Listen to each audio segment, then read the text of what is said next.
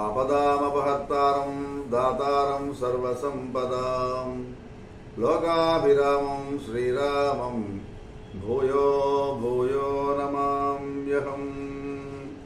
పలికిడిది భాగవతమట పలికించటి వాడు రామభద్రుండట, నే పలికిన భవహరమగునట పలికెద వేరుండుగాథ పలుకగనేలా. ప్రహ్లాదుడు తన సాటి బాలకులతో చెప్తూ ఉన్నాడు, మా నాన్నగారు హిరణ్యకశిపుడు, మేము మన రాక్షసులో మా చండామార్కులు ఉన్నారే మహానుభావులు, రాక్షస గురువులు, వాళ్ళు మనకేమీ కూడా శ్రీహరిని పొందే మార్గాలు చెప్పరు.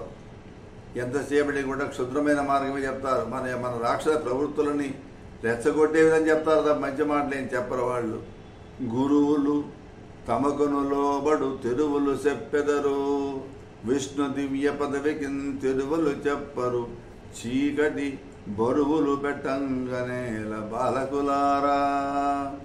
బాలకులారా, మన గురువులు తమకు వాళ్ళకి వశమయ్యేటటువంటి మార్గాలు చెబుతున్నారు, కానీ దివ్యమైనటువంటి శ్రీహరి సాన్నిధ్యం పొందడానికి అవసరమైనటువంటి మార్గం మాత్రం చెప్పరు.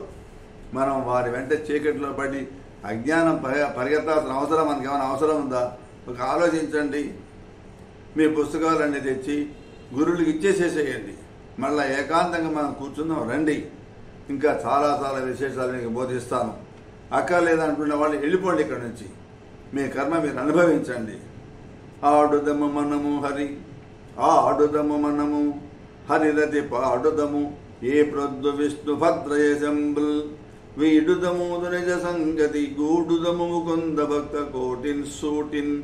మనం మనస్సునింటా కూడా మాధవుని నింపుకొని ఆడుకుందాం, ఇప్పుడు హరినామ సంకీర్తనలు పాడుకుందాం, చక్కగా హరిని స్మరిస్తూ ఆడుకుందాం, మిగిలిన రాక్షస స్నేహం విడిచిపెడదాం, నిర్భయంగా విష్ణు భక్తులతో కలిసి మనం సత్సంగం చేసుకుందాం, ఆడుకుందాం, పాడుకుందాం. ఈ సంసారం అనేటటువంటి మాయాబంధాన్ని విడదీయకపోతే లాభం లేదు. కామం, క్రోధం, లోభం, మోహం, మదం, మాత్సర్యం అనుకుంటున్నాం. ఇవి అనేటువంటివి శత్రువర్గాలను చీల్చి చెండాడకపోతే మనం బాగుపడేది లేదు. చిత్తాన్ని శ్రీహరికి సమర్పణ చేద్దాం, కైవల్య పదాన్ని అందుకుందాం, మనం తప్పకుండా శుభం కలుగుతుంది అని చెప్తున్నాడు. ఇదే మాట భాగవతంలో మొట్టమొదటి పద్యం పోతనగా చెప్పాడు ఆనాడు, చూసారా? ఇదే మాట చెప్తున్నాడు ఆయన కూడా. ఆ రకంగా ప్రహ్లాదుడు రకరకాలైన అనుకూలమైన మార్గాల్లో అనుకూలమైనటువంటి సమయం చూసుకొని ఆ రాక్షస కుమారుడికి రహస్యంగా మోక్ష మార్గాన్ని బోధించడం మొదలుపెట్టాడు. అప్పుడు వాళ్ళంతా కూడా గురువుల దగ్గర తమ చదువులన్నీ కూడా ఆపేసేశారు, తమ హృదయాలను హృషికేశుల పైన నారాయణ పైన మళ్లించారు. వాళ్ళ గురువు గమనించాడు, వరే ప్రమాదం వచ్చి పడిందిరా అనుకొని శిష్యుల భావాలు బాగా గ్రహించారు. భయపడిపోయి హిరణ్యకశిపుడి దగ్గరికి వచ్చారు.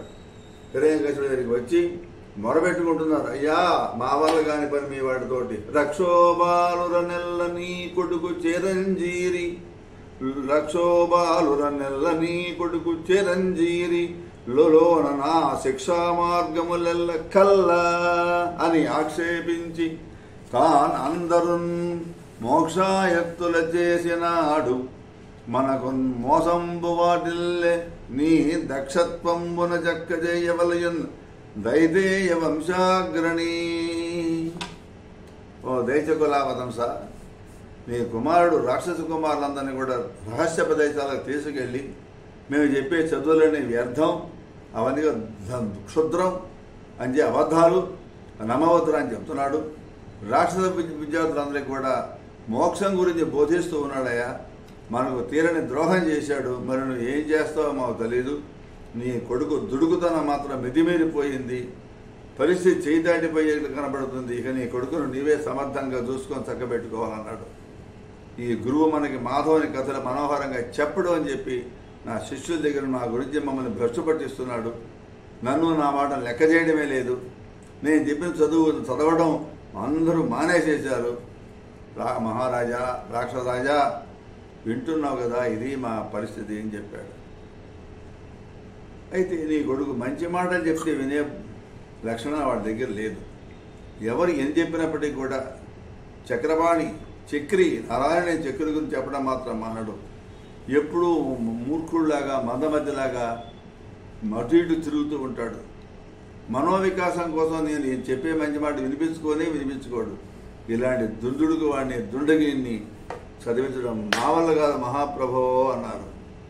అని చక్కని రాక్షస కులంలో పుట్టిన ఈ పనికిమాలిన కొడుకు వీడు కొక్కిరాయి అయిపోయినాడు. వీడికి వైకుంఠుని వెర్రి పట్టింది, దెయ్యం పట్టింది వీడికి. ఇది వదిలేడు కనిపించట్లా. వీడెక్కడ కొడుకండి, నీ ఇలాంటి బుద్ధిహీనుల్ని కన్నావేమయ్యా మహానుభావ అని చెప్పి ఆ గురువులు మొరబెట్టుకున్నారు. తన కుమారుడి యొక్క భక్తి విషయాలన్నీ వినేవాడికల్లా హిరణ్యకశిపుడి చెవుల్లో శీసం కోసినట్టు అయింది, కత్తు పొడిచినట్టు అయింది. ఒక్కసారికి ఉలిక్కి పడ్డాడు.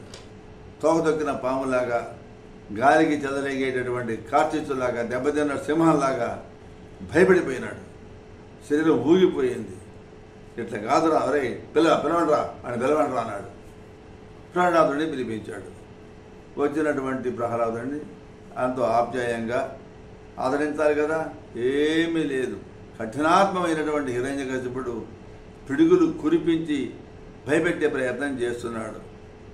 సుమన్ శాంతగుణ ప్రధాను అతి సంశుద్ధాంచితం జ్ఞానం అజ్ఞారణ్య కృశాను అంజలి పుటి సంభ్రాజమానం సదా శ్రీనారాయణ పాద పద్మజుగళీ చింతామృతాస్వాదనాధీనం ధిక్కరణం భుసేసి పలికన్ దేవాహితం డుగ్రతన్. ఆ ప్రహ్లాదుడు మహాశాంతమూర్తి, మంచి గుణవంతుడు, అజ్ఞానం అనే అరణ్యానికి అగ్ని లాంటి వాడు, జ్ఞానం అనే సంపదకు గని లాంటి వాడు, నిరంతరం కూడా చేతులు దోర్చి మనసులో పరంధాముడిని పాదపద్మాలనే ధ్యానించేటటువంటి వాడు. అలాంటి సద్గుణ సంపన్నుడైనటువంటి కుమారుని ధిక్కరించి కోపం తెచ్చుకొని ఊగిపోయి అంటున్నాడు, అరే అర్భక, నా ఆజ్ఞ లేకుండా ఆకాశంలో సూర్యుడు కూడా ప్రకాశించలేడు, నేనంటే భయపడిపోతాడు. వాయువు అన్ని కాలాల్లోనూ అనుకూలంగా ఉంటుంది అనుకుంటున్నామేమో, నా పేరు చెప్తే భయపడిపోవాలి అవయవు కూడా. అగ్నిహోత్రుడు కూడా నా ప్రతాపం అనే అగ్ని ముందు వెలవెలబోతూ ఉంటాడు. కఠోరమైనటువంటి నా ఆజ్ఞని కాదని చెప్పి తల ఎత్తే ధైర్యం ఏ దేవతకు కూడా లేదు. దేవతలైనా, కిందరులైనా, కింపురుషులైనా, యక్షులైనా, పక్షులైనా, నాగులైనా, గంధర్వులైనా, విద్యాధరులైనా నేనంటే గడగడగడ వండికి పారిపోవాల్సిందే. అలాంటిది నువ్వు ఇంత లేవు, నేనంటే ఇంక భయమే లేదేమిరా దుర్మార్గుడా, ఎవడరా నీకు దిక్కు, ఏ అంట చూసుకొని ఇంత భయం మిడిచిపోతున్నావురా నువ్వు, నీకేం బుద్ధి ఉందా లేదా అని కొడుకును మందలిస్తూ భయపెట్టే ప్రయత్నం చేస్తున్నాడు. అరే ప్రతాపవంతులైనటువంటి దిక్పాలకులంతా కూడా నాకు శత్రువు లేని భయపడి నా మాట దేవతాంటారు వాళ్ళు. నేను కోపంతో కళ్ళు ఎర్ర చేశాను అనుకో, వాళ్ళ విజ్ఞానం వాళ్ళకుండి వివేకం కోల్పోయి ముల్లోకాలు అల్లకల్లోలం అయిపోతాయి. అలాంటప్పుడు నీవా నా ఆజ్ఞను ధిక్కరించేది దుర్మార్గుడా, నీ అహంకారం ఏమిటి అసలు దింపక, జనార్దనుని జయించడం సాధ్యం కాదు గొంతు చించుకుంటున్నావే. కానీ ఆ విష్ణువుకే పౌరుషం ఉంటే అంతటి గొప్పవాడైతే వీరుడైతే నేను యుద్ధరంగానికి వస్తాను రమణమని కూడా. నేను యుద్ధరంగంలో దేవతను దండించేటప్పుడు ఖండిస్తున్నప్పుడు భయపడకుండా నా ముందుకు రాలేదే, ఆ విష్ణువు వచ్చి వాళ్ళని కాపాడలేదే అని బెదిరిస్తున్నాడు.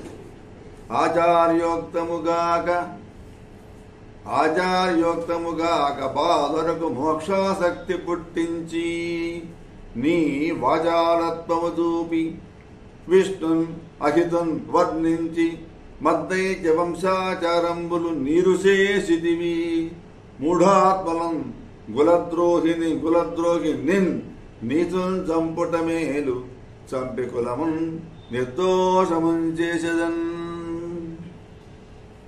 గురువు చెప్పిన మాట ఏమో, పైగా నీ తోటిగా చదువుకుని పిల్లలందరూ పాడు చేస్తున్నావు, వాళ్ళ మోక్షం మీద కాంక్ష పెంచుతున్నావు, నీ వాచారత్వం చూపించి విష్ణువుని విపరీతంగా పిచ్చి మాటలతో పొగుడుతున్నావే, మన రాక్షస సంప్రదాయాల మొత్తాన్ని బూడిదపాలు చేసావు కదరా. నువ్వు కులద్రోహివి, మూఢుడివి, నీచుడివి. నీ వంటి వాడిని చంపటం చాలా మంచిది, నిన్ను చంపి నా వంశాన్ని మచ్చ లేకుండా చేస్తాను. దిక్కులు గెలిచితనన్నీయు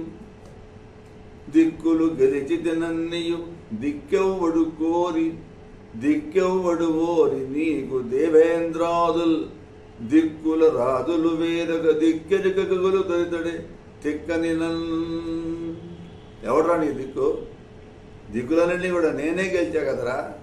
దిక్కుల్ని పరిపాలించే దేవేరులు లాంటి వాళ్ళు ఏ దిక్కు లేక ఇప్పుడు నా కాళ్ళు పట్టుకొని తల మంచుకొని బతుకుతూ ఉంటే నీకు కూడా నేను తప్పనే దిక్కు లేదు తెలుసుకో, నీకేం బుద్ధి ఉందో లేదురా అని చెప్పి ముల్లోకాల్లో నేనే బలశాలని, సైన్యం లేకుండా నేను ఒక్కడిని ఏకైక వీరుడిని గొప్పగా బలవంతుని ఓడించి పడేశాను. ఏం బలం చూసుకొని మాట్లాడుతున్నావు నువ్వు అని వాదించాడు హిరణ్యకశిపుడు. ఇప్పుడు ఆయన సమాధానం చెప్తున్నాడు ప్రహ్లాదుడు.